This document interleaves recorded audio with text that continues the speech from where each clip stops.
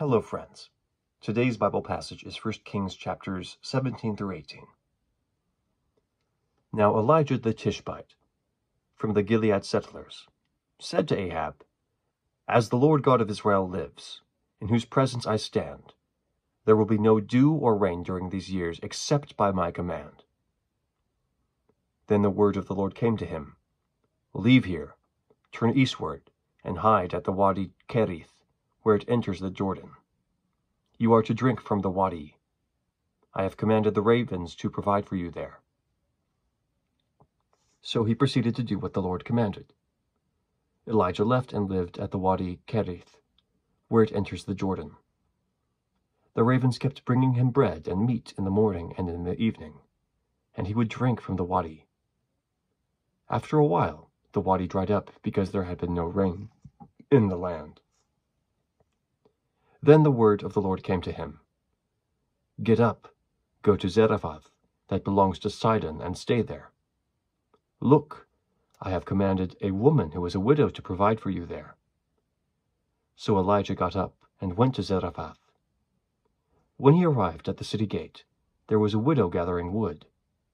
Elijah called to her and said, "Please bring me a little water and a cup, and let me drink." As she went to get it, he called to her and said, "And please bring me a piece of bread in your hand." But she said, "As the Lord your God lives, I don't have anything baked, only a handful of flour in the jar and a bit of oil in the jug. Just now I am gathering a couple sticks in order to go prepare it for myself and my son, so that we can eat it and die." Then Elijah said to her, "Don't be afraid.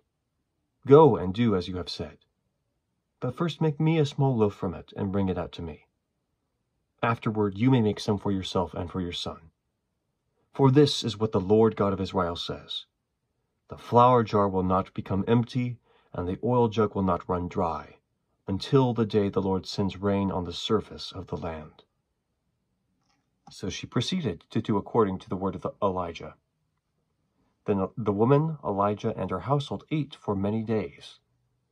The flour jar did not become empty, and the oil jug had not run dry, according to the word of the Lord he had spoken through Elijah. After this, the son of the woman who owned the house became ill. His illness got worse until he stopped breathing. She said to Elijah, "Man of God, why are you here? Have you come to call attention to my iniquity so that my son is put to death?" But Elijah said to her, "Give me your son." So he took him up from her arms, brought him up to the upstairs room where he was staying, and laid him on his own bed. Then he cried out to the Lord and said, "Lord my God, have you also brought tragedy on the widow I am staying with by killing her son?" Then he stretched himself out over the boy 3 times. He cried out to the Lord and said, "Lord my God, please let this boy's life come to him again." So the Lord listened to Elijah, and the boy's life came into him again, and he lived. Then Elijah took the boy, brought him down from the upstairs room into the house, and gave him to his mother. Elijah said, "Look, your son is alive." Then the woman said to Elijah, "Now I know you are a man of God, and the Lord's word from your mouth is true." After a long time, the word of the Lord came to Elijah in the 3rd year. "Go and present yourself to Ahab. I will send rain on the surface of the land." So Elijah went to present himself to Ahab. The famine was severe in Samaria. Ahab called Obadiah, who was in charge of the palace.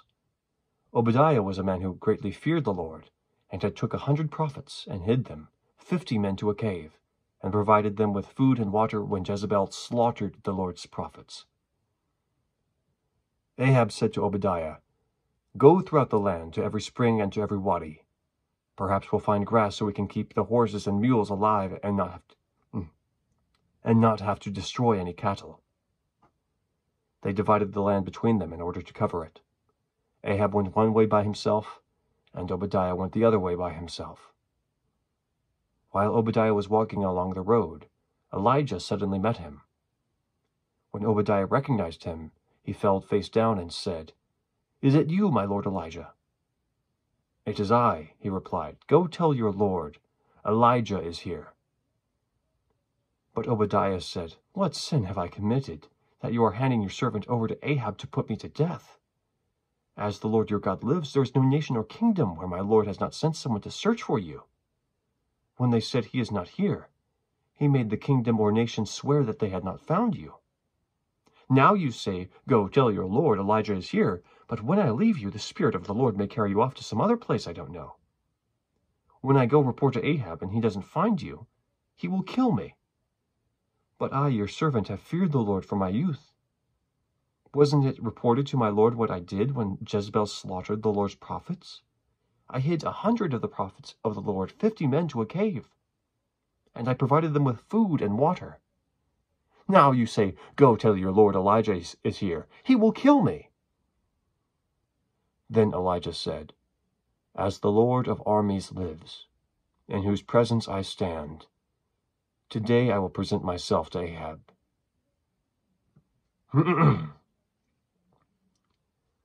Obadiah went to meet Ahab and told him.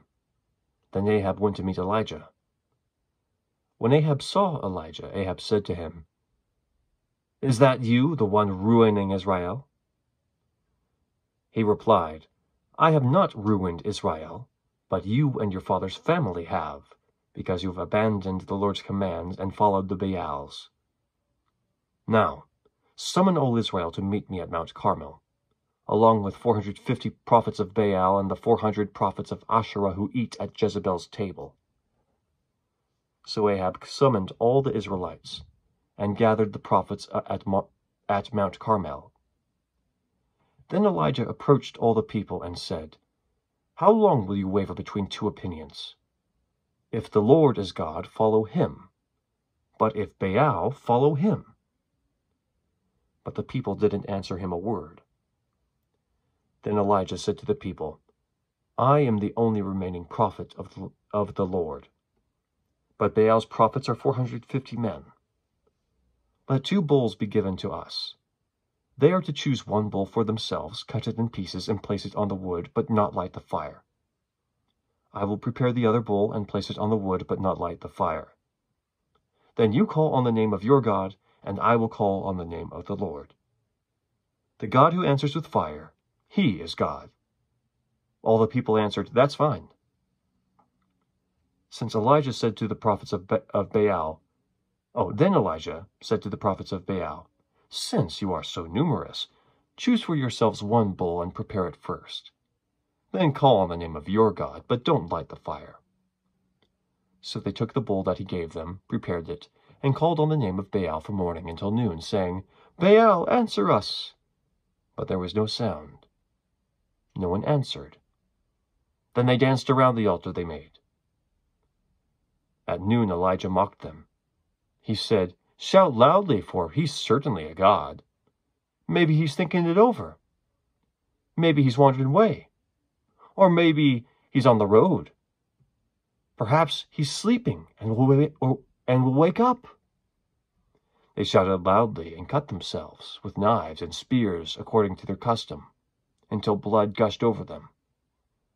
All afternoon they kept on raving until the offering of the evening sacrifice. But there was no sound. No one answered. No one paid attention. Then Elijah said to all the people, "Come near me." Come near me. So all the people approached him. Then he repaired the Lord's altar that had been torn down. Elijah took 12 stones, according to the number of the tribes of the son of Israel, to whom the word of the Lord had come, saying, "Israel will be your name." And he made an altar with the stones in the name of the Lord. Then he made a trench around the altar, large enough to hold about 4 gallons. Next he arranged the wood, cut up the bull, and placed it on the wood. He said, fill 4 big water pots with water, and pour it on the offering to be burned and on the wood. Then he said, "A second time," and they did it a second time. Then he said, "A third time," and they did it a third time. So the water ran all around the altar. He even filled the trench with water. At the time for offering the evening sacrifice, the prophet Elijah approached the altar and said, Lord, the God of Abraham, Isaac, and Israel, today let it be known that you are God in Israel, and I am your servant, and that at your word I have done all these things. Answer me, Lord. Answer me, so that this people will know that you, the Lord, are God, and that you have turned their hearts back. Then the Lord's fire fell and consumed the burnt offering, the wood, the stones, and the dust, and licked it up with the water that was in the trench. When all the people saw it, they fell face down and said, The Lord, He is God. The Lord, He is God. Then Elijah ordered them, Seize the prophets of Baal. Do not even let one of them escape. So they seized them. And Elijah brought them down to the Wadi Kishon and slaughtered them there. Elijah said to Ahab, Go up, eat and drink, for there is the sound of a rainstorm. So Ahab went to eat and drink, but Elijah went up to the summit of Carmel. He bent down on the ground and put his face between his knees. Then he said to his servant, Go up and look toward the sea. So he went up, looked, and said, There's nothing. 7 times Elijah said, Go back. On the 7th time he reported, There's a cloud as small as a man's hand coming up from the sea. Then Elijah said, Go and tell Ahab, Get your chariot ready, and go down so the rain doesn't stop you. In a little while the sky grew dark with clouds and wind, and there was a downpour. So Ahab got in his chariot and went to Jezreel. The power of the Lord was on Elijah, and he tucked his mantle under his belt and ran ahead of Ahab to the entrance of Jezreel. The word of the Lord. Thanks be to God. Have a great day.